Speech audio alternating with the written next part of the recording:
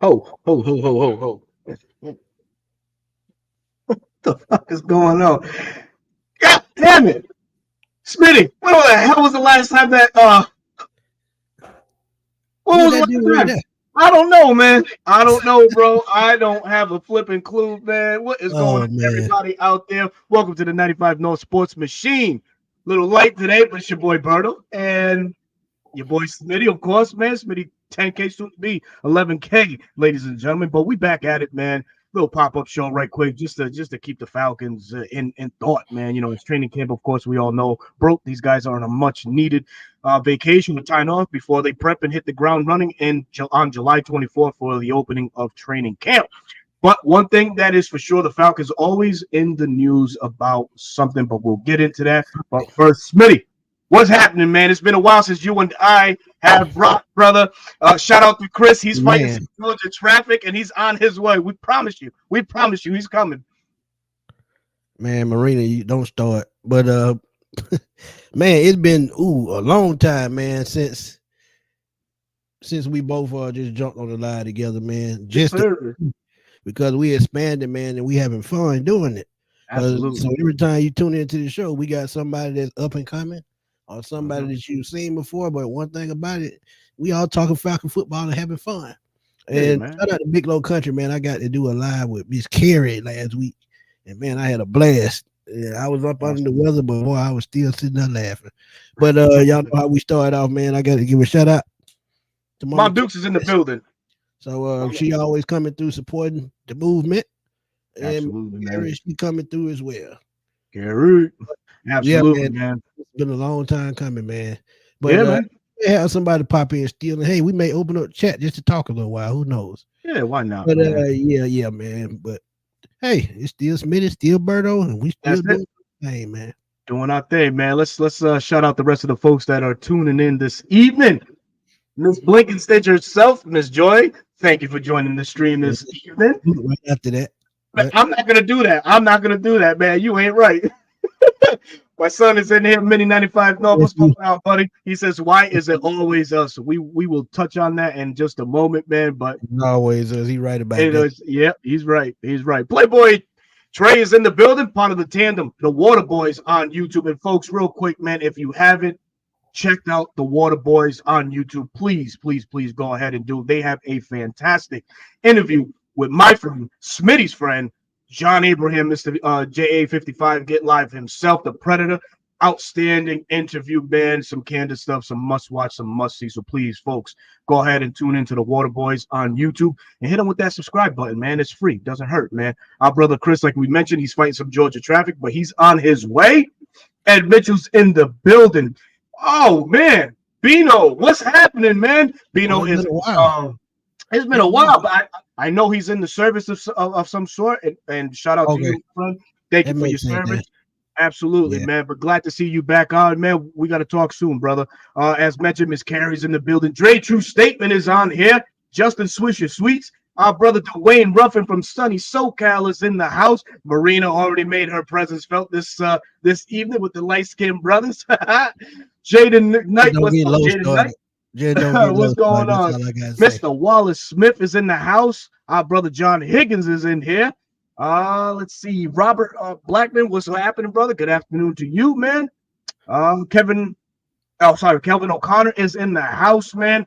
Folks, man, we got a packed house this evening, man. Third party action, Eddie Clark Jr., Dembo 80. Oh, man, lovely to have everybody on. But me and Smitty decided to do this quick pop up show that we mentioned. Chris will be here joining us hopefully momentarily, man. Falcons are always in the news about something, as my son Mini 95 has mentioned. And PFF dropped their top defensive lines in the NFL. And Woo. where do the Falcons rank in this category? None other than 28th. Man, that is Bottom rough. five. That Bottom is rough. five. But we're gonna definitely jump into it right quick. I'm gonna go ahead and share the screen so y'all folks know exactly what we're talking about. And this is something that just came out a few days ago. As a matter of fact, does it say a date? On the 25th by Sam Two Monson, days ago. 2 days PFF. ago. Yep, 2 days ago. As you can see right there, man, New York Jets, incredible defensive line spearheaded Um, there by William McDonald V, Hassan Reddick, newly acquired there, as we all know. John Franklin Myers, an up and coming pass rusher, and his own right. Quinton Williams, the guy that makes that whole motor go, man. He's a dominant one, very disruptive defensive tackle. Followed by the San Francisco 49ers, who only get richer as they acquired Leonard Floyd this year in free agency. Last year, Javon Hargrave to go on with Eric Armstead and Nick Bosa. Um, Philadelphia Eagles, no slouch in this category either, man. They got the whole Georgia defensive line on their side, man. Jalen Carter, Jordan Davis, Nolan Smith, of course, Hassan Reddick, who departed from there, but Philly still ranking at number 3. An up and coming Detroit Lions group who's spearheaded by Aiden Hutchinson and DJ Reader. They did acquire Marcus Davenport, as it says here, and also Aleem McNeil. Rounding out the top 5, the Cleveland Browns, Zadarius Smith, Myles Garrett, Davlin Tomlinson, guys like that who have been highly productive in this league for quite some time. Round out the top 5. Now let's get to the bones of this, man, and the reason why. Before we go to the back end, go ahead, brother. Yep. The only difference that I see in any of these teams is they have a solidified main guy, and what I mean by that, they got somebody on their defensive line that the offensive coordinator have to plan for every game. That's the only difference. If one of those rookies show up for the Falcons this year, hey, we may be in that conversation next year. So I get it. But if we had Bud Dupree or Calais Campbell back, would it make a difference? I don't think so. Because you got to have a guy that offensive coordinator have to game plan for. Strike fear into somebody. Until we get that guy, we gonna be at the bottom. But we can still produce like the Colts did. But through everybody else's eyes and their grades, we still gonna be at the bottom of the barrel. So I get it. Yeah, very easy to understand. But as a Falcon fan, man, you kind of hate that because it's always some sarcasm or some shit being thrown on the Falcons, man, for whatever reason. But here's the back end of the of this list: the Miami Dolphins, the Jacksonville Jaguars, Chicago Bears, and then our Atlanta Falcons ranking 28th. Last year they showed us no love neither. We ranked 27, so we downgraded a bit. And as to what Smitty just mentioned, the departure of Calais Campbell, Bud Dupree, I know has a lot to do with the Falcons in this spot. We did add a lot of versatility to this defense. And Smitty, I think that's the reason why we're getting such a bad grade because, of course, Rook and Braylon and Dorless, they all don't play set positions yet, right? In college, they were all, you can say, tweeners, guys that, wreaked havoc from multiple spots of a defensive line. And with Atlanta, I kind of see them going at that rate as well this year. I think they're going to utilize these guys in that same capacity, allowing the two vets in the middle, Grady Jarrett, who a lot of folks around the league are writing off, saying he lost a step and whatnot. I mean, before last year, that guy was coming off a 6-sack season, still one of the higher productive defensive or interior linemen in the NFL. So to kind of, ride him into the sunset before he's ready, it to me is asinine, man. And David Onyemata, as we all know, he's been a hellraiser for the New Orleans Saints. Gave Atlanta a lot of fits, and when we used to play them. Now he's on this side of the field, continue bringing that dominance in the middle. So there's a good nucleus here of Falcon, of players. We just got to all put it together. I understand that these charts come out or these things, come out before their time, and that's exactly what it is. It's before its time. We don't know how all these folks are going to gel for this 2024 season. So if we hit our stride, man, and we're able to get a good combination of a Rook and Grady to go along with a David and Brandon Dorless, those guys who are really, really disruptive, man. Falcons are cooking with fish grease, man. And this 28 status that we got right now could probably elevate us more into that 15 to 16 echelon, man, to that middle of the pack. Yeah, man. And two guys that I would love to see step up, or two guys they drafted a couple of years ago, Arnold Ebiketie and D'Angelo Malone. Those are certified 3-4 outside linebackers. And to see them not reach their potential in the last couple of years, it's kind of disheartening to me because I feel like Dean Pease, and what the defense coordinator Ryan Nielsen from last year kind of held them back because they weren't their type. Well, they weren't Nielsen type guys because Mhm. Nielsen like big body 4-3 type guys. So he Right. used that just a little bit more, which is why we got Zach Harrison last year. Hmm. So it puzzled me because D'Angelo Malone had 32 sacks in college, Man. and at any level that's tough. So he Hmm. has the speed to play that position. He has the instinct to play that position, and if you can find a way to unleash him, I think that helps the Falcons all too well. But I've heard problems of weight issues, trying to keep his weight up. I've heard problems struggling in the scheme. I don't know Hmm. what it is, and really I don't care. I just know he just needs to get the right coaching to get back to the way he was at Western Kentucky. You Hmm. add him at Ebiketti's power, ratio of the power to speed on the end, I think it helps the Falcons a whole lot. And then, like you said, you add the two rookies that you got this year in Dorless Hmm. and Braylon Trice. That's a nice four right there. Add Zach Sure is. Harrison. That's a nice 3-4 in or 3-4 outside linebacker. So Yes. versatility, we all know is the key to this. So Very much so. and that's not to mention we can see Caden Ellis and Troy Anderson getting after the quarterback on the outside as well, playing from the middle linebacker position. So Hmm. um, it's just we got to put it all together and we got to show them what we can do.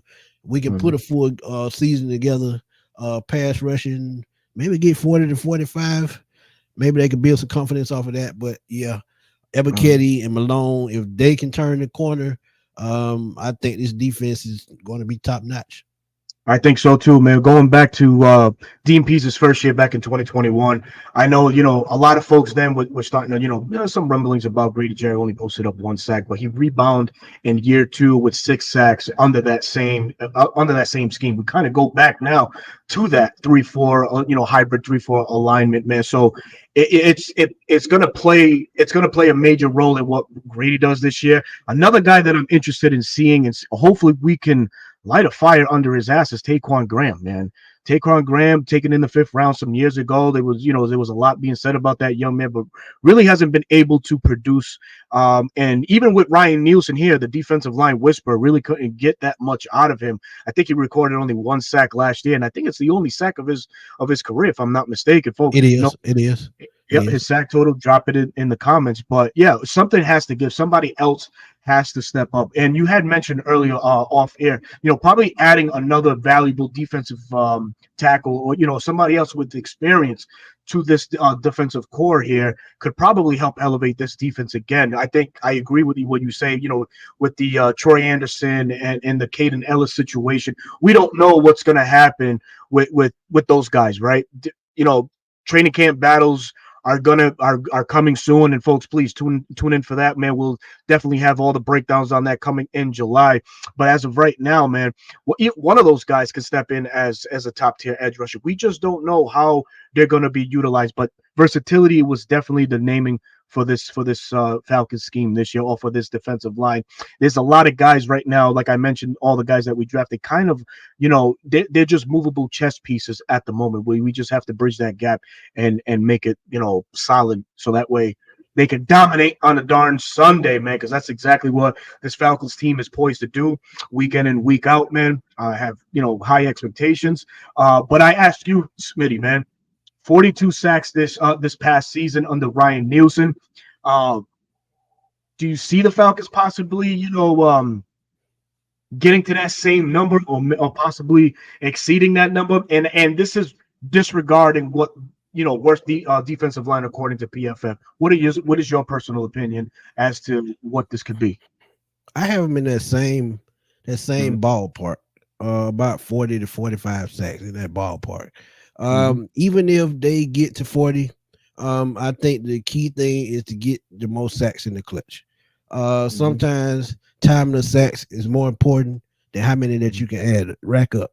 Mm-hmm. So if they can get to 40 to 45, I think they can be very formidable on defense Mm-hmm. because as you seen last year, uh, first, 12, 13 games, pass Mm-hmm. rush was there.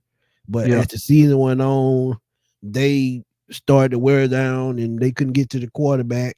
And this is why I said a little bit earlier, everybody's got to chip in. Mm-hmm. And you made a great point about having to put another big body up front. Put a big body at nose tackle and maybe use Grady on your body at the ends, and then you have everybody else on the outside like Ebiketie. And I don't think Lorenzo Carter is going to be here long. Um, but yeah, you got to, man. You got to get just like Anthony Rush. That's one of my favorite Falcons of the last 5 years, and it's because he did his job so well. So we'll look at what they got on the defensive line last year. Look at some numbers right quick. Mm-hmm. Look at the tackles by the safety. That's a bad sign. Jesse Bates had 132 tackles. That's not good. That means you having problems up front stopping the run. That means you missing tackles, not shooting gaps properly. It could be even Richie Grant had 100 tackles last year. Mm-hmm. So Exactly, man. That's a great point, Smitty.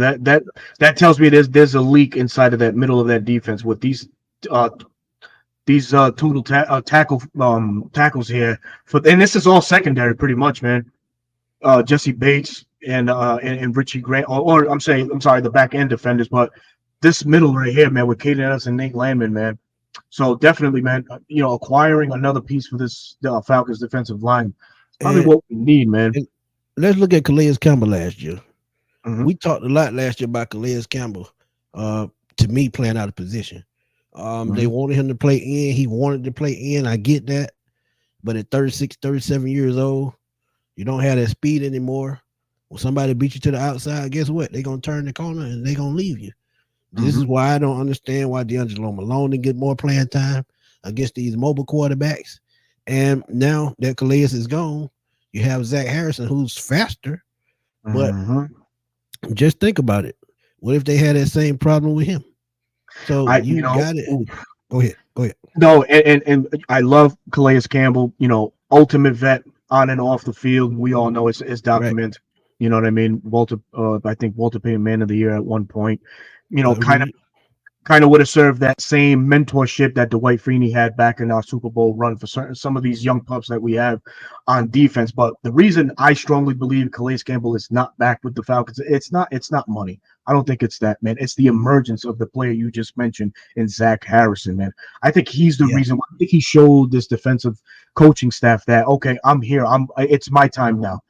He added some bulk to his frame. They're going to ask him to do a little bit more than what he's traditionally known to do, edge rusher. I think he's going to kick in on some passing downs, on third downs and some packages and be disruptive that way. He has a long frame, and he put up half the numbers on limited snaps than what Calais Campbell put in on more snaps. Right. Calais Campbell played, I think, 721 snaps, and Zach Harrison played 321. More than half, and half the sack total. Zach Harrison 3 sacks last year, and as we see here, Calais Campbell 6 sacks last year. So his emergence, I think, really played as the reason why Calais Campbell wasn't here. So I think that's gonna be our natural interior force right there, man. It's going to be Zach Harrison, man. As we go down and we see, we didn't get to enjoy a full season last year for David Onyemata. He shuffled in and out of the lineup. And with 4 sacks, that's great and everything, but I want to see a full 17-game slate from him, and I think he can post double the numbers here. He could finish as that 8 to 9 sack guy for these Falcons. Why not, man? The Falcons have done a lot, man. And as I've said too, man, I think Braden Trice is going to be key to this whole thing because even though he's a rookie and he was one of the top pressure guys in college, by him knowing the system already and him being able to adapt to the NFL probably faster than the other rookies because of the system, because of what he knows in the film room and being coached by Jimmy Lake, I think that's a plus all day long. Because if he comes along, it helps those younger guys in Dorless and Ruke along. I think to speed up their process, which helps this pass rush. And somebody said it in the chat, and like I said earlier, if you get Troy Anderson shooting gaps, you get Caden Ellis shooting gaps, it's going to instantly upgrade this pass rush, create pressure, help them against the run, which I told y'all they had problems last year. But one thing that I did like last year from this defense, they got off the field on third down. If they can continue to do that on a consistent basis this year and get right in middle of the pack against the run and the pass, this could easily be a championship caliber defense. I pray to God that it is, man. I really do, man, because why not us is the mantra that we should play all year. But our brother Tony Wright goes on to say, I disagree, as I believe this defense will improve from last year dramatically. As I have said on other Atlanta Falcons podcasts, the defense has big time depth, and lots of those players will play. Well, I mean, yeah, that's a strong and valid point. Sure, this is probably the most talented Falcons defense that we've trotted out since probably 2017. As if you guys remember, that's the year when Grady was still playing at an all-time high. Don Terry Poe was on the squad. There was a lot of other key pieces that were on this team. I hate to say it, but Tack McKinley was still a prominent force for that team. That rookie year, he did put up 7 sacks, so that was pretty good. And as his lone and only productive year for our Falcons. But as you disagree with this, what needs to improve is going to have to be the play calling, obviously, right? I mean, the players are going to do what the coaches preach and what they show them. Scheme is going to happen. Yeah, scheme. Yeah. So having a guy like Jimmy Lake on, that's probably the most worrisome part for me. How is he going to do in pressure situations? Is he going to buckle? I mean, I know that he's going to have Coach Ra right there with him, helping him every step of the way. And as you mentioned so many other times, and I have mentioned other times, for your Jerry Gray, I have Dave Huxtable. Both of those guys are, mainstays from last year's defensive squad. So they're going to be here also helping Jimmy Lake in his first year. Yeah, I mean, I could honestly see just this Falcons defense just take a small step back, not nothing dramatically, as he put it. You see them going, improve a little bit more. I could see them probably just taking a small step back, nothing too major, still finishing in the top 15. I think this Falcons defense will be probably top 15 this year, man. Yeah, I can see it because, like I said, when you put the right players in the right schemes to succeed, I think that's the best way to win. And people keep knocking Eddie Goldman, but he's 6'3", 335 pounds. We haven't had a guy like that since Anthony Rush 2 years ago. Mm-hmm. So that's a big difference. Yeah, man. So, if you want, man, I'm gonna go ahead and drop the link in the chats, folks. If you got something to say, come on in, man. You know how we do here, man. We just ask for you guys to respect the platform, 2 to 3 minutes, and we can go from there. Link is in the chat right there if y'all want to join in. I want to jump in right quick. Link in the chat. Go ahead, click it, jump in right quick, even if it's just to say hello. This is either Trey Boy or B Rich. Grits Blitz. Why not? I bet that's Trey. Why the hell not, man? Absolutely, man. Shout out to the fellas, 1977 Falcon, the best defense no one talks about. Man. Yeah. Here's something that's particularly important. Our first 3 games against QBs that can hold the ball, right? And he's referring to, well, we don't know who the starter for the Pittsburgh Steelers is going to be, right? That could either be Justin Fields or it's probably going to be Russell Wilson because the bad reports they trying to throw out on Justin Fields already is putting him behind the 8 ball. And I'm going to tell you, man, I'm going to say it again if y'all didn't heard me say it before. He just keep getting dealt a bad hand. Mm-hmm. If you remember, Arthur Smith did not want Justin Fields. So now that he goes to Pittsburgh, they force him on him. So if he didn't want him here, even if he's there, will he get a fair chance? I don't think so. So they stuck with Russell Wilson and whoever else is the third string. Because I think they can find something else to do with Justin Fields. I'm going to just keep it real with y'all. I'll be honest too, man. I think we rattled Russell Wilson week 1, man. That's a fact. I'm going to stand on that 10 toes down, man. We're going to make him look damn near pedestrian week 1. For real, man. He's going to have trouble picking up that Arthur Smith scheme because it's for as easy as they say, it's complex, man. It's complex. Very complex. Joining us right now are them guys, man. Trey Boy and B Rich, the Water Boys, are in the building. What's happening, fellas? How y'all doing this evening? I didn't know Trey was on here. Yeah, brought y'all as the tandem. What's happening, folks? Hey, what's up, fellas? What's up? All is good. Man, All is we're good. talking Thank you about for joining us, defensive man. line, man. Defensive line, ranked number 28, I think, by PFF. Give me your thoughts right quick on that, Trey, about where you think they could end up by season's end. To be honest, man, if they can end up around, in my opinion, if the defensive line ends up where they like middle of the road, somewhere around 15, 14, I'm talking about, man, I feel like we've had a good year. I feel like we've gotten to the quarterback. I feel like we've have perfected some games.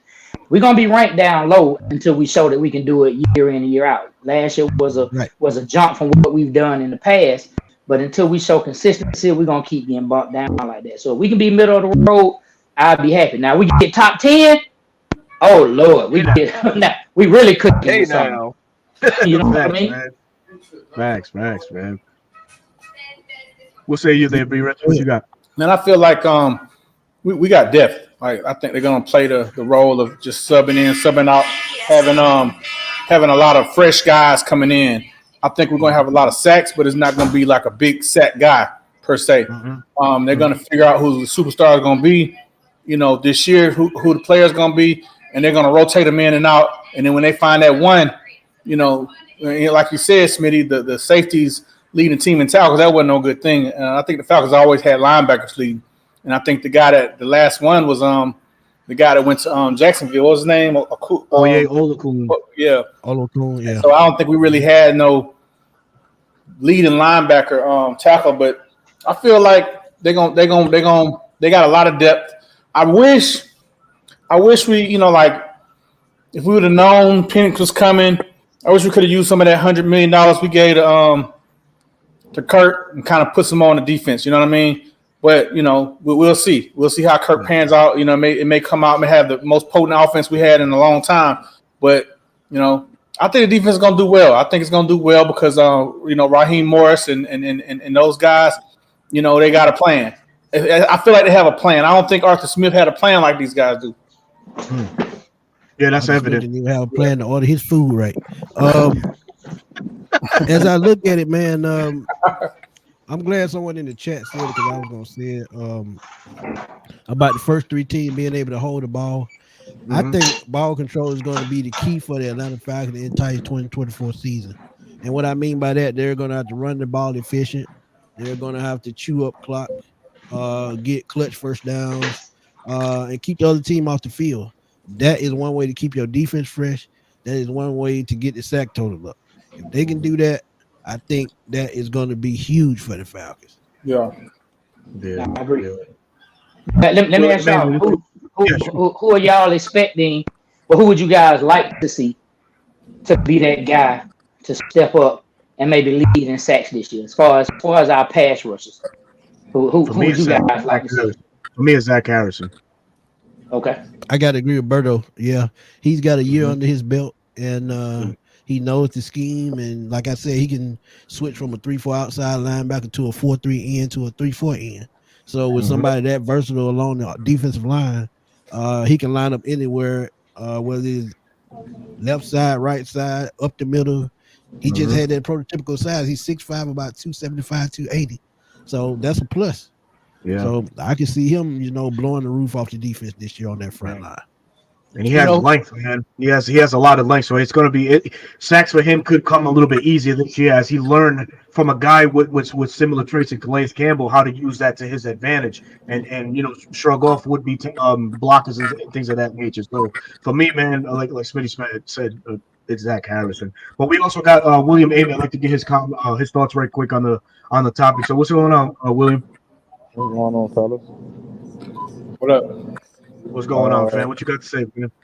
Man, I feel like Willie Smith was saying, our defense got to set the tone, and we got to be balanced running the ball because I understand we got Zach Robinson, our first year offensive coordinator, and Raheem Morris is like a more defensive minded coach. I just feel like we need to just get this pass rush together, at least a top 15 or 14. At least if we be like a top 15, we'd be good. But the defense line got to step up outside of Zach Harrison, Arnold Ebiketie. I'm looking for the rookies trying to take Lorenzo Carter's spot because I don't think Lorenzo Carter be on the roster this year. I just don't see it. And Richie Grant, I want to go with him, but I think he will be cut. DeMarco Hamilton got that spot. So as long as if I front go hold quarterbacks from for like airing the ball out and stopping the run game, we'll be like a top 15 defense. That's fair. That's fair, man. Let me go ahead and highlight this super chat here, man, from CP the trucker with $2 bid, man. Thank you so much for donating to the platform. He says being too light in the ass has always been a problem. He's not lying. Traditionally, the Falcons in the past have had a light defensive unit up front, at times ranking Absolutely. at one of the lightest in the whole NFL, in the entire NFL. But in recent years, we have added a lot of size. If Eddie Goldman stays on, that's some size right there. Brandon Dorlus is no pushover. Zion Lagu from Georgia, another guy with size. Zach Harrison, as we spoke about, another guy with size. But that also, I believe, plays into the role that Jay Rogers, who was the former defensive line coach for the Los Angeles Chargers, that's exactly what he had on his defensive lines, were stout guys, big stout guys, run stoppers and stuff like that allowed the edge to do the work for him. And he's worked with some of the best edge defenders the league has ever seen, in Bosa and Khalil Mack. So yeah, man, we have been light, but this effect now of putting up more bigger bodies in the middle is a Jay Rogers effect, if you ask me. But fellas, to the comment, man, what's your thought on that, Smitty? I agree. I said it before. We talk about being light in the butt. Hey, what did I just say earlier? Anthony Rush. He was the meat eater a couple years ago. Now you have Eddie Goldman, who may finally turn the corner. You have Kentavious Street. You have Taquan Graham. You have the size up front, but can you be consistent? That is the only thing. Y'all know, I can take it back to the 90s, and I'm a Falcon fan, but I watched everybody in the league. There was this one particular guy named Jamal Williams in San Diego. They were then the San Diego Chargers. They had this guy called Leslie O'Neal. Leslie O'Neal always lined up behind Jamal Williams or on the side of Jamal Williams. And that ate up space for him. That had him getting 17 sacks one season, 15 the next, 14 the next. And guess what? He ended up being a Hall of Fame player. Wow. So you always have to have that as a defensive end. You have to have that guy you can eat off of. And the Falcons have yet to find that for their edge rusher. We talk about Grady Jarrett. He's a hell of a player. But guess what? He's more of a run support guy. He's not a pass rush type guy. He's a run support guy. So what do? You go out and get a guy that can eat up space and go out and you got your speed rushes now. So put it together. And Ruke, we talked about Ruke. That's what I was about to say. I'm looking forward. I really want to see him do good. I want to see Ruke do good.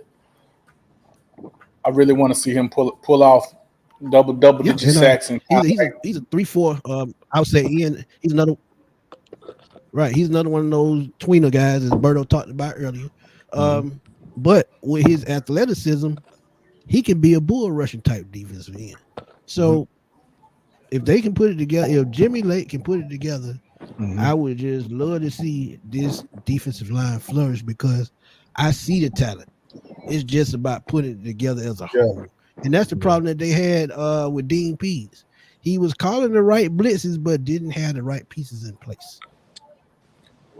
Yeah, Dean Pease. They was aggressive with Dean Pease. I remember that. But you're right though. They called the right play. They got stuffed out. Yeah. When you don't have that weight up front to push the pocket, oh no. You can be fast as all outdoors, but if you can't collapse the pocket and take the right angle at the quarterback, guess what? He gonna slide through that gap, make that 5 to 10 yard throw down field, and guess what? You're still on the field. 15, I don't 20 think we have the worst defensive line though in the NFL. I just think they want to say that because there's no names on there. I think we're gonna have a formidable defense, man. Like our defense kind of like improved last year. It didn't improve, we was in the middle of the pack. I think we had good quarterback play. It would have helped them out a lot more. But I don't think we have the worst defensive line at all. Yeah. I mean, we lost Calais Campbell, but I don't like the fact that they're playing Jerry I don't like the fact they're playing him at end. He's a defensive tackle, Well, he's not, but it's in 3-4, so he's not really like You thinking about an end in a 4-3, like he's still playing, like He his just he technique just gonna actually still be well.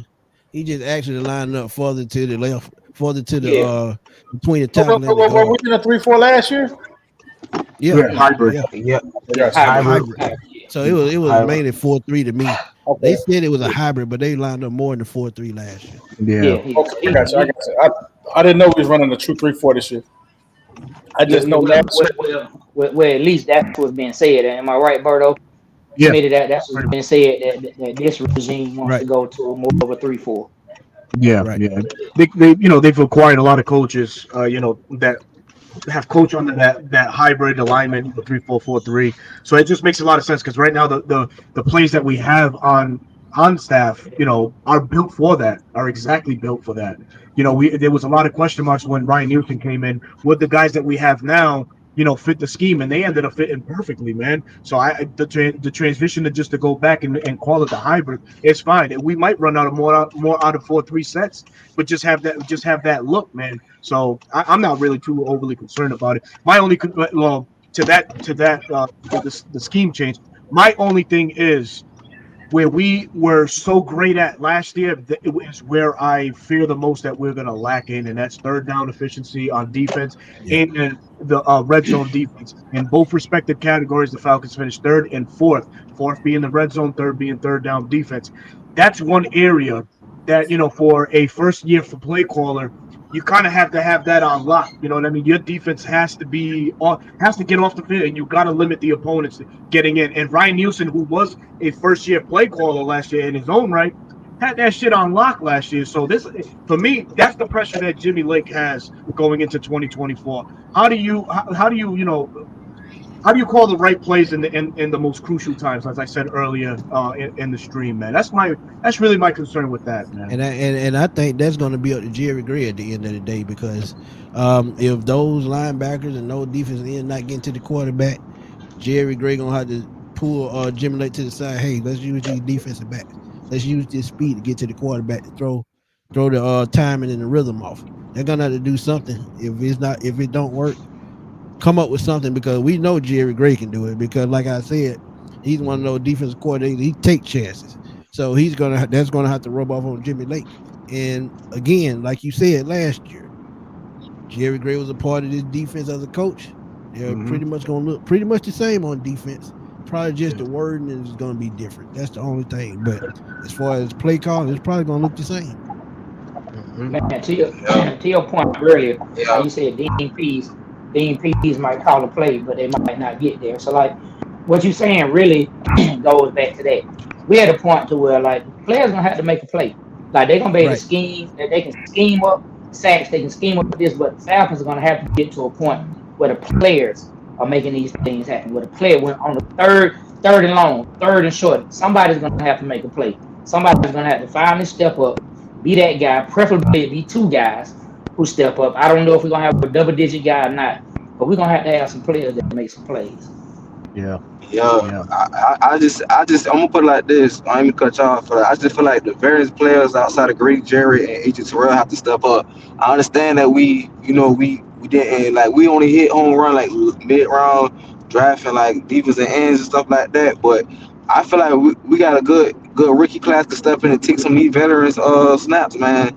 Like Taquan Graham and them, these dudes that we had on our roster, they got to step up, man. Because outside of David Alderman and Gray, we cannot afford to get them boys to get hurt again. Like these dudes have to step up to the plate, man. For real, we have to get to the quarterback. That's the part of their job. So we play as a team union, we'll be straight, man. Yeah. I think drafting Rook the way that we did and doubling back and drafting a guy like Brandon Doyle is exactly that. It's to keep David Onyemata and Grady Jarrett fresh when it counts the most, and that's the fourth quarter, man. I could see the defense starting off early with just a mixture of what we drafted blended in and what we currently have, and just allowing the vets to really kick in towards the end of the game in the fourth quarter to really help close out some of these games because those are the guys that have been in the more meaningful games that know what it takes to close out a game. So yeah, to William Amy's point, man, got to keep those guys fresh But I think that's predicated on the reason why we brought in guys like Rook and Brandon Dorless to help out in that field, man. Smitty, anything else that strikes you differently about this defense this year? With the guys that we have, is there? Oh man, do you see? How can I word this, man? One thing that jumps out to me, Yeah. and I'm gonna just be honest, man. This Yep. defensive backfield. As I look at D Offer, who they've been raving about early in OTAs. You look at Clark Phillips, who came in after missing the first 5 games. Mm-hmm. Just gradually get better during the season. If those two guys can figure out where they're best at, like outside, inside, nickelback, I think that's going to be huge, because if you have that problem solved along, and then they went out and signed a couple of veteran defensive backs. So if one of those young guys can stand up, hold down that number 2 spot, that also helps the pass rush. So the secondary is probably going to be more key, even more key than the linebackers, because if they can hold coverage and make plays, I think that will help the Falcons a whole lot. Mm-hmm. And we haven't seen that in a while. Man, I'm gonna tell you somebody who we haven't spoken on. What maybe y'all spoke on earlier, but somebody that we say who we looking for. And I know it's a lot to put on the rookie, so I'm not gonna put too much pressure on. But man, I'm looking for that boy Trice. Like, I'm really looking for that boy Trice. Yeah, because I said that too. but because we went ahead and we drafted Penix, and then didn't go after the premier pass rush with that first round pick. Trice is really the pass rush, the first really just pass rusher that they went after in this particular draft. Yeah, yes, they got Aurora, but he's not considered just like a pass rusher like that. Trice is the guy they went after, and we need him coming off the edge at the outside linebacker position. I would love to see maybe 6 sacks out of him at least to and I know that's a lot on a rookie. I know that's a lot on a rookie. You know what I'm saying? But I would love to see that if he gets the opportunity. Like, I'm looking to see what Trice does. And hey, and Elbert Katie, man, anybody in my house, can you call Elbert Katie? I'm trying to call. Can somebody get him on the phone? Like, somebody hit Elbert Katie up and tell him that we have seen some flashes, but it's time to move past the flashes, and it's time to put it into effect on a consistent basis. Like, if he can put it together, Trice, and then what y'all said about Zach Harrison, man, I think we're gonna have a much better D-line and much better pressuring the quarterback than we've had. Agreed. I like it, man. I like it. Is 654. What was that? Is Lorenzo Carter still on the team? He's still on the team. Yep, he's still on the team. But that's one of the guys. That's one of the guys that could be on the roster bubble by midway through training camp. Who knows, man? Because Braylon Trice is highly spoken about, man. And I think once the Falcons just see him with the pads and see what kind of a mover that he is, this guy, was second in the nation, only behind Lateo Latu in rushes last year for the nation. So that says a lot about his game, his nonstop motor, and Lorenzo Carter being a steady vet, sure, but sometimes you just got to give way to these young bulls, man. These guys that are going to go after it, really going to get after it. And I agree with you, Trey. I think that is he's going to be our pure pass rusher, the guy that you call on to just pin his ears back and just rush the pass, because he did it so good for Washington. I want to bring up something right here from my brother Tony Wright. He goes on to say Falcons second string linebacker, Braylon Trice, inside linebacker Nate Lamont, J.D. Bertan, outside linebacker Edge, D'Angelo Malone. But to his point, he says by week 4, Braylon Trice will become the starter over Lorenzo Carter. I can see that. I can see that 100%. I can see that. I mean, I'll go on the limb and say I don't know if so 2 players I don't see on this roster going into 2024 is Taquan Graham and Lorenzo Carter. That says a lot to about the youth that we have on this defense if those 2 guys are let go. But that's just what I feel. I don't know about you guys. You guys let me know. Smitty, what do you think? I agree. I've said that because I think Lorenzo Carter is more of a run stopper too. Just like I said about Grady Jarrett. And Lorenzo Carter is a big dude, man. I've seen him before. He's built like two defensive tackles as a linebacker. But he can't set. He can set the edge, but he's not consistent with it. When he gets a sack, 9 times out of 10, the quarterback running into him. So, So as a run stopper, I would keep him. But as a pass rusher, I think he's expendable. And don't forget, like I said, James Smith-Williams, who we got from Washington. He's a veteran that's been around for a while. He can get you 5 to 6 sacks. So, hey. Yeah, that's what it might be looking for this 2024 defensive line. Is probably sacks by a rotation, sacks by, just a multitude of players, which is okay too. You know what I mean? We can't always stumble into gold and get one of the Boses or Khalil Mack. We could have had Danielle Hunter in free agency, but obviously that worked out differently. But hey, you got to give it up to the Falcons because they kind of live by what they were preaching, and that was being aggressive. I know there's like snippets that are coming out with being in draft rooms of other teams and hearing Atlanta wanting to trade back up to draft an edge rusher. So I commend them on that. But, needless to say, we got out of the draft for exactly what we could to infuse it into the talent that we already had here. Why a lot of folks feel like this, or PFF might feel that this Falcons defensive line is one of the worst in the league. I hope, we go out and prove folks like them wrong, man. And we definitely have a lot of talent on hand to right that wrong, man. Smitty, there was one other question I think we got time to get to, man. We won't spend too much time on it, man. Okay. We talked a lot about the PFF ranking and stuff like that, but shaping up in this 2024, what are the Falcons' chances of winning actually this NFC South, man? It's a great chance. I mean, it's best chance they had in probably 10 years. It was even better than the Super Bowl season because as I look at it, yes, New Orleans retooled a little bit. Tampa Bay signed their key guys. Carolina, they made some good signings, but at the end of the day, I think the Falcons coaching would be the difference because I don't trust Dennis Allen. Todd Bowles hasn't shown me anything, and Carolina just a mess when it comes to coaching. So coaching outright is the reason why I think the Falcons, to me, have an 80% chance to win the NFC South. Phew, man. Trey? You're on mute, Trey. I got it. All right. Yep. While he getting it, I'll say I think the Falcons got a really good chance. I think Carolina went worse the first, and I think the Falcons can go worse the first again. I really think that the offense. I think we had a great offense last year. We just couldn't get the ball to our playmakers. Right. I feel like we didn't utilize Bijan Robinson right. I feel like man, we got some threats, man. We got two physical running backs. One that's a home run hitter. One that's a bruiser. We got a great receiver in Drake London, where I think he's going to be a Pro Bowler. We got a tight end that's supposed to be that man. Hopefully he's injury free, and Kirk Cousins can use him. Like how like a Tony Gonzalez or something like that. And we got a potential, man, to have a really good offense like we had in 2016. The way it looks, defense, like I said, I think our defense, if we keep them off the field. They come in fresh and throw these bodies, these fresh bodies in. We have potential to do something.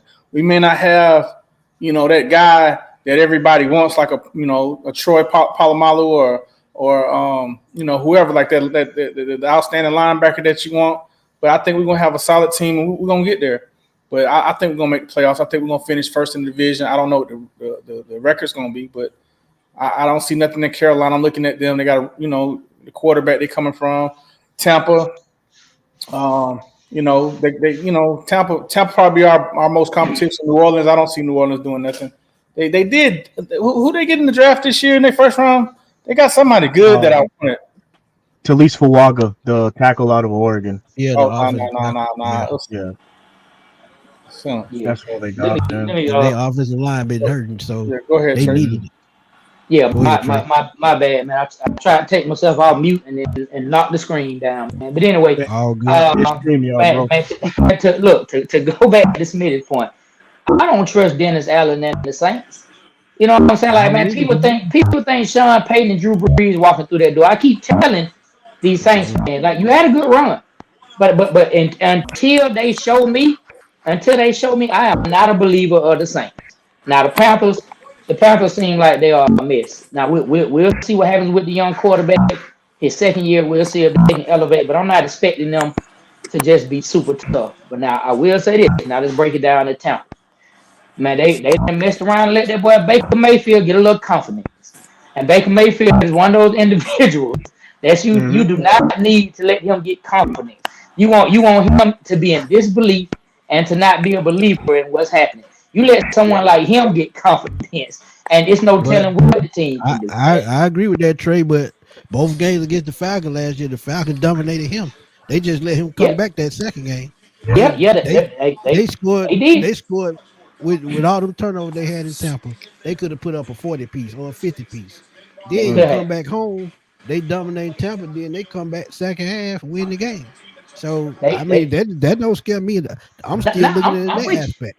Go I'm ahead. with you, but you got a quarterback who came in. You just look at it from an Agreed. aspect of like I feel what you're saying. You got a quarterback who came in. He had Mhm. everything seemed like was there for him. Commercials, everything. It didn't work. He got knocked down. The man had to go out to Los Angeles. Then he ends up on Tampa. So I'm just telling the journey of somebody who is a high level athlete because the man is still an NFL quarterback and Right. he's a high level athlete and he's had success. So Hey here's Trey, my I'm he's gonna be not he, honest with you. I'm gonna be honest with you. I said this a couple years ago. I wanted Baker Mayfield because I didn't want to deal with Mariota or Ritter. I would have took Baker over both of those hey look guys. hey Smitty, I will have too. And so now you've allowed him to get his team to the playoffs. Now you've allowed a team to show that hey, we want you. We're gonna give you some money. So now he can kind of settle in. He's gone through some of the bumps and bruises that he had to go through. I mean, his wide receivers seem to like him. The defense seems to believe in him.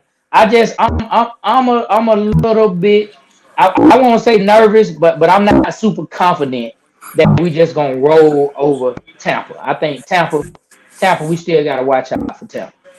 Yeah, 'cause they still got a pretty good defense, but Yes, it's they do. just with me. Like I said, it's just the coaches, man. The Falcons to me got the best coaching staff in the NFC South right now, and that's what I'm placing my trust in. I hope so. I hope so. And Mm, until we see, because right right. now we're just going off our belief. Because our OC, I mean, you guys have talked about it. I'm not saying any revelation to anybody out there that's listening, but our OC and our DC, neither of them have called plays, so we can't really say we can't say what either of them are. We can say what tree they came from, and we can hope that they had some knowledge, and we can hope that our coach has his hand on them and can guide them. But until they do it, hey man, With, we gotta with see. what Ryan Nielsen did last year under Uh-huh. Jerry Gray, I like those chances Yeah. because, like you said, with Raheem Morris putting his hand on this team and Jerry Gray doing the same, those are the two veteran guys that are going to carry both of those guys and I help them like get to a comfortable level. I like them. I'm like I believe in those two. I just got to see what Jimmy Lake. He talks the talk now. He got a cool He does. name. Mm-hmm. Right. I'm gonna circle back to this topic in a minute, but I want to give Mr. Wallace Smith a chance to talk, man. How you doing, Mr. Wallace? I'm fine. How y'all fellas doing? Doing Mr. great, Wallace, man. what's going on, man? You be busting my balls, man. What's good?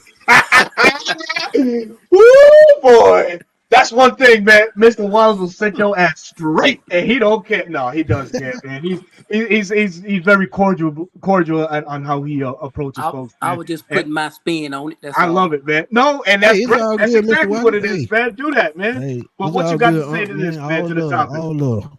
Go No, ahead. I was gonna get on what you said earlier about that Jay Rogers. So Yeah. everywhere he's been, his Yep. defensive line has been the top in the Pretty, league. yep. Pretty stout. Very stout, man. You know, to circle back right quick as to this whole NFC South situation, man. Yeah, it's the Falcons. It has to be the Falcons. The Falcons have put together probably the most talented roster on paper since what 2016, 2017, and we keep reverting back to those years because we've been under some hellish rosters throughout the years. Everybody that we've added is expected to make some impact in some way, shape, or form, all the way from the first pick to the last pick. I say first pick with an asterisk. Of course, everybody know being that Michael Penix pick, but everybody else, man, is in line to make some sort of noise for these Falcons in this 2024 campaign. All the other teams mentioned, the Saints. I don't see, like Trey said, Breeze and Peyton are not walking through those doors anytime soon. So they're in the midst of a full rebuild. I believe, after this year, man. They're gonna have to tear it down and rebuild that thing back up, and it's gonna take them probably some years to go ahead and get acclimated. Dennis Allen is not a head coach; he is a coordinator at best. You know what I mean? So that the And he ain't even Carolina good at that. situation. No, the Carolina situation, Smitty. You said it best, man. That team is in flux. With the quarterback, just in flux overall. Do they have good pieces on offense? Sure. That defense was gutted. Taking Brian Burns and those sack totals is really going to hurt that defense and put unwanted pressure on Derek Brown in the middle of that defense. I think they lost with their starting linebacker Lavallo as well. So that defense was gutted. Let's just put it like that. And then comes to the Tampa Bay Buccaneers. As Trey Boyd was mentioning about Baker Mayfield not allowing him to get comfortable, brother. The thing with Baker, and this is my honest opinion, he's only as good as his coordinator is. So he's been blessed with two very good coordinators. Kevin Stefanski with the Cleveland Browns. Baker had a great season from him. That's the season he was doing all the gun gestures, and he was this hippie cowboy type style quarterback for Cleveland. Woke up dangerous, feeling dangerous type guy. When he left, he was trying to find himself in the league because he was out of touch with a good coordinator. Comes to Tampa Bay, who do they have? Mike Canellis, who's now with Carolina. I think the talent, the confidence has left Baker, and that's in the form of Dave Canales leaving Tampa Bay. He's on an island right now, and I think this is where we see Baker Mayfield drown. And who did they replace him with? I have what? I have no idea, man. And Denzel White, not Denzel. White, the linebacker, he is gone. Devin White is also out of there. Yep, the signal caller for that defense. The defense, yeah, sure, it's still good, but it's an aging defense too, and it's a heavy defense. Vita Vea leading the helm at that. They did have a good draft some years back, taking Pitt defensive tackle Kalaje Cansey and Yaya Diaby from Louisville, but. All in all, man, I think the NFC South goes through Atlanta, man. I think Atlanta is the team to beat in this division, man, for all those reasons said. But, Mr. Wallace, I'd like to get your take right quick on the Falcons winning the NFC South. What's your opinion, sir? Yeah, I think we win the NFC South. Mm-hmm. Because we ain't never had a coaching staff like we got under Raheem now. That's never been here in Atlanta. That's a good point, man. So you got about 7 or 8 bodies just on the offense for the quarterback. Mm-hmm. All those offensive minds over there. Then you got a lot of defensive mind that's on defense that's going to get this defense playing up to par like we were last year or even a little better. Yeah, man. One thing that stood out to me also in that all important February press conference when they introduced Coach Raheem to the Falcons was he said he liked to surround himself with smart people, and that's exactly what Coach Raheem has done. Was in just surround himself with a wealth of knowledge. Smitty, you mentioned Jerry Gray on so many occasions, of course. 40 plus years coached in the NFL. Dave Huxtable, another guy who's flopped between the NFL and college. Zach Robinson, he's been around for a long time, but 10 to 15 years or so. But he's an understudy to one of the innovators on what offenses will look like around the league now, and Sean McVay. So that's good brain trust to have around you, man. So yeah, that's another tipping point for the Falcons, man. They have a well-established coaching roster, man, to help this team get to where they haven't been in a while, and that's the playoffs. We have a wow, man. This is amazing, man. Shout out to Elias. We get Euro money. Man, Waylander, man, he's all the way from Germany. Rise, thank you so much for that 249 bid in pounds, man. I gotta convert that, man, because I don't know what that is, man. But thank you so very much for whatever it is. Definitely says, "What's up, brother? Greetings from Germany." Y'all, Rise up, man. Please go check out Atlanta Falcons Germany page, man, on Twitter. Yes, sir. They've traveled the world and represent the Falcons. So y'all please go to ATL Germany and the Falcons page. Show them some love, subscribe, and turn on the caption so you'll know what they're talking about. And subscribe to them on YouTube. The secondary audio program, SAP button. SAP, right. There you go. That's it, man. That's it. Anything else you want to add on there, Smith? No, You good? Straight boy, be rich. Anything you guys want to talk about? Get off your chest, man. Please let it roll. Nah, man, I'm good, man. I'm just looking forward to training camp get going, man. Want these boys to come out of training camp healthy and just ready to roll, man. I'm excited about this season. Excited to see where we're gonna go with it. Oh, I got to say this to both of y'all while y'all on the screen. What y'all doing on TikTok, man? I love it. Mm. Y'all do Thank you. those shorts and the clips.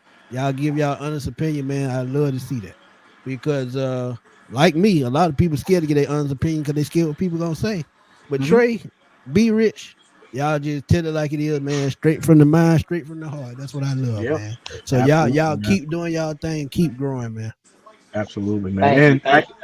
I had pointed this out earlier, man. The fantastic interview you guys did with John Abraham, man. So please, that's another wonderful piece available on your YouTube page, man. So, folks, man, highly recommended you go over there and you watch that, man. It's an Nah, interview hey like you Berto, never seen before. Berto, What's up? you let them Oh tell it. yeah, Yeah, yeah, yeah. For y'all sure, tell everybody for sure. why they need to check that interview out. I saw it. Hell yeah. I saw the entire thing. But y'all Go tell ahead, be everybody rich. why they need to check it out. Uh huh. I think You be on rich the mute? one on mute Mute. now. You on mute? I think be rich the one on mute now. Yeah, man. But until my partner in crime get the audio going. Yeah, man. Like please check out the interview, man, we had with John Abraham, man. It's on our page. The Waterboy Show 404, which is THEWATERBOYZ Show 404. And man, it's just like a really, really dope interview, man, with John Abraham. Like we talked about Falcons, but one of the things that impressed me most about him during the interview, he really wanted to talk about his transition and his growth, just Yeah. as a man, his transition as a father, his growth as a father, his growth as a person. And it was just really awesome, man. Be Rich, you got anything you want to say Yeah, about it? I really want to say, I bring it up, and we're gonna drop the clip where he talks about him having a conversation with Bruce Arians about he can't remember where his keys are, and he wants to think about trying to give it up, and just the thing that Bruce says after that. I want y'all to see that. I think that's gonna spark a lot of controversy. It's gonna take off. I really feel like that clip's gonna take off, and I hope. Hey, we're gonna get a lot of heat on that, but hey, we're gonna expose a lot of real shit. So if y'all get a chance, man, go to the Water Boys page on YouTube right here and check out the full interview of John Abraham, and I think you're gonna enjoy it. He was real honest, and he can talk, man. Like John can talk. Like we was really gonna have him on, like talking 15 minutes and kind of like take the show and let him chime in. Man, he took over and just made it very, very interesting, which I loved. I Yeah. love. But one thing I wanted to say, you said about the Falcons, I'm really excited to see what Bajan does this year, man. Like I want to see some 90-yard runs. I want to see some more juke moves. I feel like Arthur Smith did not use Buddy right, man. You know what I'm saying? So I'm really looking forward to him just doing his thing. He's like a Michael Vick at running back. You know what I mean? That's high praise, man. That's I'm high really praise, excited man. about that. So I just wanted to chime in and say that, man. I'm gonna go on mute and let y'all have it from here, man. Check it Nah, out. man, you good, man. Trey knew I that was love it, coming. man. I love it, man. Hey, Uh, the link to the Water Boys podcast show is in the link, man. So please go there and hit that subscribe button for the fellas, man. Uh, Mr. Wallace Smith, anything you want to say before you get out of here, man? No, just thank y'all for letting me come on and chop it up with y'all. Always, man. all Always. the time, This is Mr. a very Wallace. welcoming All the time. platform here, man. Hey, We that true allow statement, man. You on that anybody, bullshit? Don't anybody. start it. Don't Oh, start it. man, leave that boy alone, man. Dre, my guy, What's man. Dre, my happening, guy, man? man. Hey, I do want to Boy, say Tidy this. from Atlanta Bird Gang. What's going on? Yeah. Y'all go to Atlanta Bird Gang. Check out Tidy Jones. Always supporting your boys. Go ahead. Absolutely, My man. bad. Go ahead. I I, ain't I cut want to you say off. My this, bad. like for Smitty and Berto, man, like you guys have like ushered us in and made us feel very comfortable. So you Mhm. taught us how to do the stream yard, and like man, I just want to say thank y'all, man, because like a lot of people don't want to be helpful. Like Berto, you sat with me, for about an hour, man, just showing me how to do things to get our stream yard right, and I appreciate that, and anything we can do, 100. to help y'all out with whatever, like because like we come from the music industry. And so we've had success there. And now we're trying to come into the sports because that's what we used to just talk shit, man. Like it's kind of like barbershop talk, but we got a little bit of knowledge.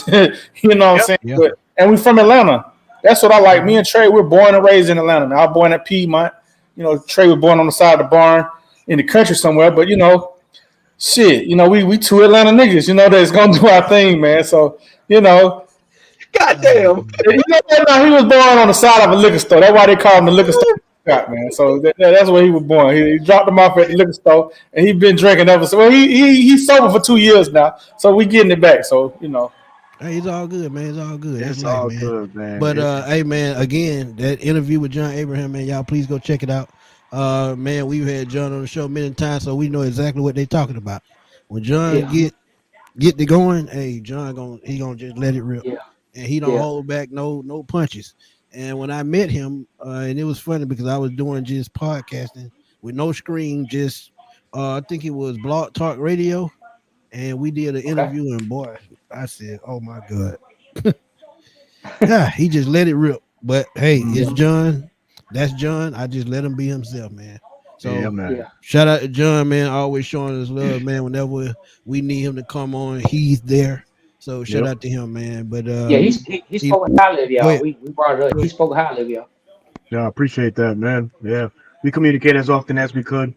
He's just a cool dude, man. Glad to see him back in this space, man. And that interview you guys put, he looked very comfortable sharing to the world some of his own personal things. But yeah, man. But before we get out of it, man, read that last comment before we get out of it. Then we gonna roll on, man. Gotcha, man. So I believe so much this year. I think it's funny because Bijan catched and ran last year for about 1,300 yards or even more this in his rookie year. And the Falcons say they're going to use him even more. So, yes, to that point, absolutely. He had, I think, over 1,400, almost 1,500 all-purpose yards last year, 900 and change rushing, and I think 600 or so in receiving.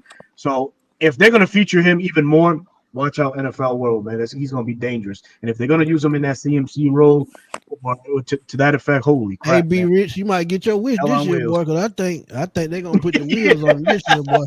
Hey, I'm really excited, man. I think he's going to really pull out some highlights, man. Like, I just hope he stay healthy. And before we get out of here, man, again, y'all, please go check out Atlanta Falcons Germany fan club on Twitter. Okay. And please support those guys, man, because they're over there doing their thing, supporting the Falcons at all costs. So please go check them out on Twitter and check them out on YouTube. But Berto, you know what to do, man. Yeah, man. Oh no, we got to let them promote their channel, please, guys. Oh yeah. But yeah, that's what I'm saying. Yeah. Tell the folks where they can find you, all your social platforms before we head up out of here, man. All right, man. Go ahead, Trey. Nah, man, look, you can find us on IG, and that is the Waterboy Show, THEWATERBOYZSH0OW, man. The Waterboy Show, man. Look for us, man. You can find us on IG, you can find us on TikTok, you can find us on Facebook, man. You can find us on Twitter, man. You can find us on, man, what's the first thing we talked about, man? You find us on YouTube, TikTok. Find us everywhere.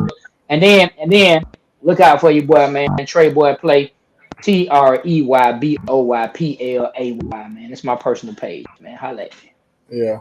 That's a long ass name, man. Where you get that from? Man, well, people used to call me Playboy Trey, man, so I switched it to Trey Boy Play, man. Yeah, you look like you a little. You just like me. You like you a little smooth. I got it. Nah, it wasn't. It